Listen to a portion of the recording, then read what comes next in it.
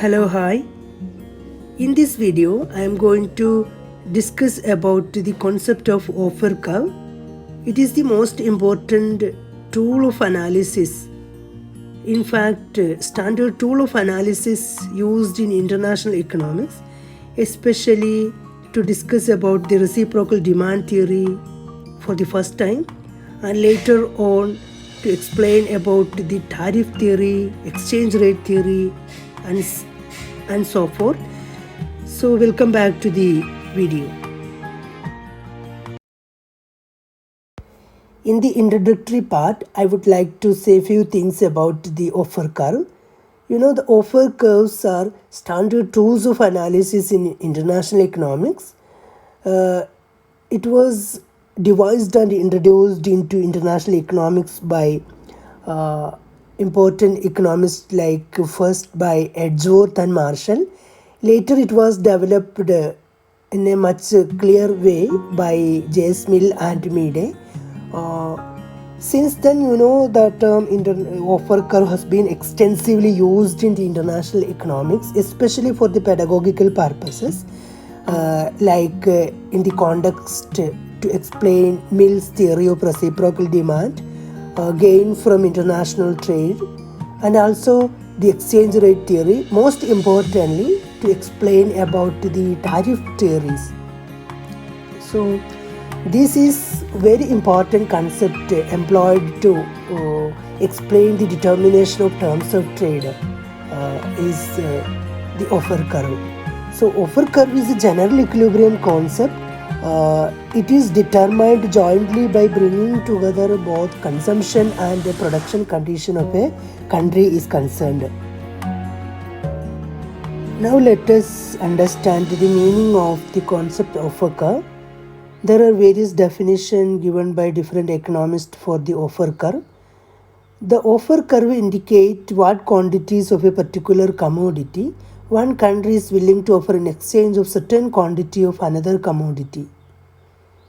We have yet again other definition that shows the offer curve of a country indicate the quantity of imports and export the country is willing to buy and sell in world market at all possible relative prices. In short, the curve shows the country's willingness to trade at various possible terms of trade. In other words, the offer curve shows the different quantities of a particular commodity demanded by one country from the other at different relative prices of their product. That is why the offer curve is sometimes referred to as reciprocal demand curve, which reciprocal demand curve was denoted by J.S. Mill. Alternatively, we can say that the offer curve of a nation shows the nation's willingness to import and export at various relative commodity prices. So this is the definition of offer curve. Okay. Now let us see how the derivation of offer curve is done.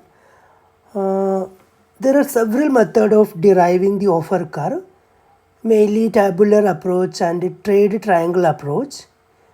Mostly trade triangle approach is being used in the international economics for derivation of offer curve. What is this trade triangle approach?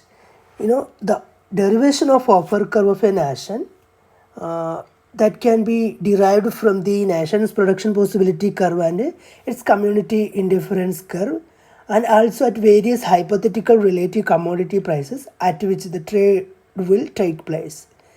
So based on that, we will derive a offer curve is known as the trade triangle approach.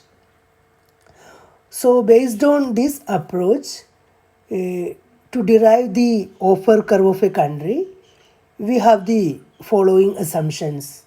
Like it is assumed that there are two countries, country A and country B, or country 1 or country 2, and there are two countries producing two commodities. The X is the exportable commodity, or X is a cloth which is the exportable commodity for country 1 and importable commodity for country 2. And the second commodity is Y, that is Y indicated by Y, and it is an exportable commodity for country 2 and importable commodity for country 1. Based on this assumption, we are going to derive the offer curve of a country 1 or A. So let us see how it is derived from the production possibility curve and community indifference curve and at various hypothetical relative commodity prices.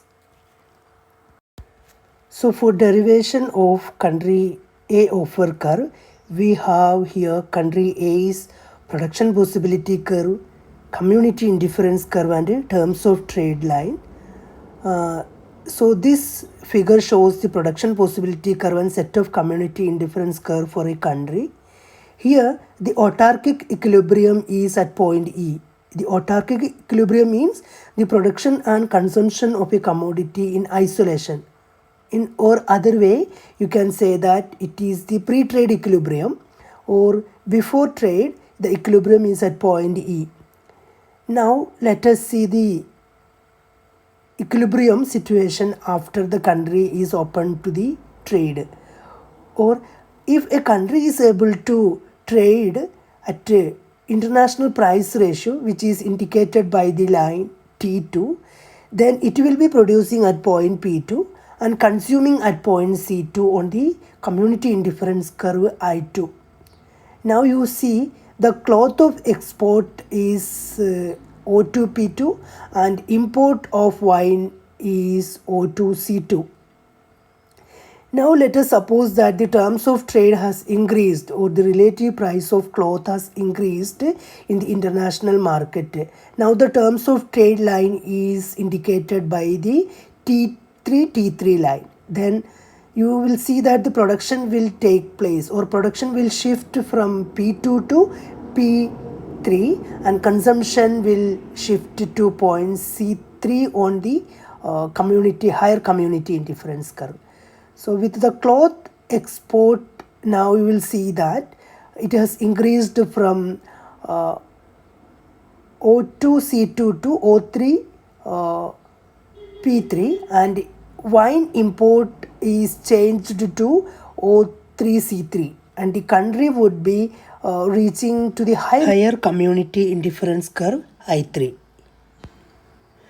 Now we have the figure 2, which is directly derived from the figure 1, which shows the offer curve of the cloth exporting country A. So this figure shows the exports of cloth plotted against the imports of wine at these two terms of trade. We have already seen the two terms of trade, T2 and T3. At the terms of trade shown by the line OT2, the country exports of cloth is now OX2, which is equal to O2 P2 in first figure, and imports of wine is OM2, which is equal to O2C2 in the first figure. Now let us suppose that the terms of trade has increased, or the price ratio of the cloth and wine has increased in the international market, which is shown by the line OT3. Now the country exports OX3 of cloth, which is equal to O3P3 in the first figure, and imports OM3 of wine, which is equal to O3C3 in the figure 1. Now we have all such set of points which defines country A's offer curve. So therefore we can say that offer curve shows how the country's export of cloth and import of wine would change as the price ratio obtainable on the international market changes. Now the form of offer curve is different for the different country. Actually, it depends on the forms of the country's production possibility curve and community indifference curves. The offer curve that we have just derived starts off with a positive slope as we move from the origin. But you will see that it becomes negatively sloped if the world price ratio increases sufficiently. You can see initially As the country starts trading, it is prepared to offer more cloth in exchange for more wine as the relative price of cloth increases. In such cases, we can say that the offer curve is elastic. But as the volume of trade increases, the country may be prepared to offer less cloth at the margin in exchange for wine imports.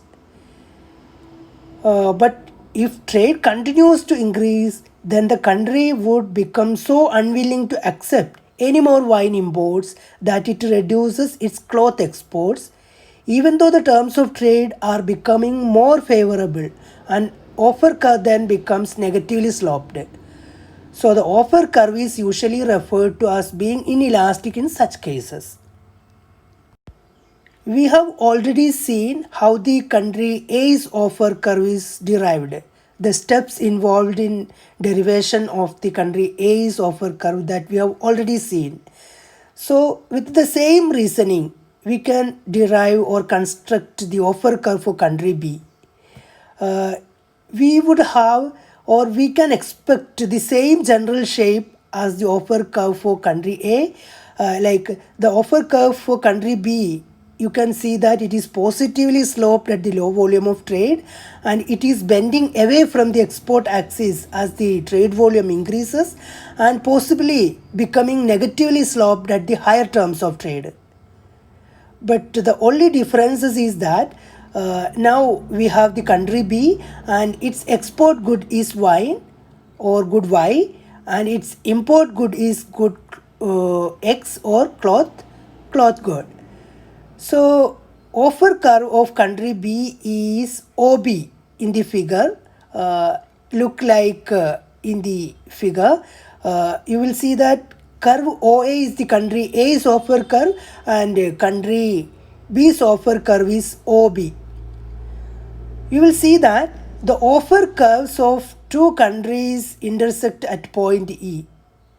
So this point defines the free trade equilibrium for the two countries. So country A will export OC of cloth, which country B is prepared to import in exchange for importing OW of wine to country A. Precisely this is the amount of wine that country A wishes to import. So the international terms of trade will be given by the slope of the line OT. So this is all about the offer curve and its derivation. I hope that you have understood the concept. Thank you for watching. Okay.